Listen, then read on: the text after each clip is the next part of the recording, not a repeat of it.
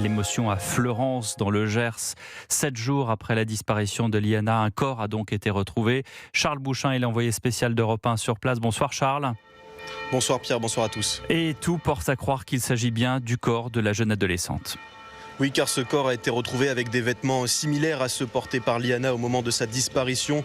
Une autopsie sera réalisée dans les prochaines heures pour identifier formellement le corps et proposer des conclusions médico-légales sur les causes de la mort. Un corps qui a été retrouvé dans un silo à grains d'une usine agricole aujourd'hui à Puy-Casquier.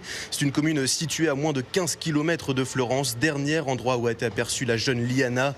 Il s'agit d'une zone vallonnée, couverte de champs et de petits bois. Il y a seulement quelques fermes autour, mais ce n'est pas un secteur où la population est importante. Vous l'aurez compris, cette zone, elle faisait partie des endroits ciblés par les 170 gendarmes mobilisés depuis 7 jours pour retrouver la jeune fille de 11 ans.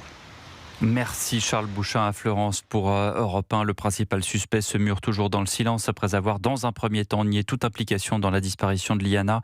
Jérôme Barella, c'est son nom, 41 ans, a été incriminé 6 fois depuis 2017 avec des suites diverses et notamment 2 classements sans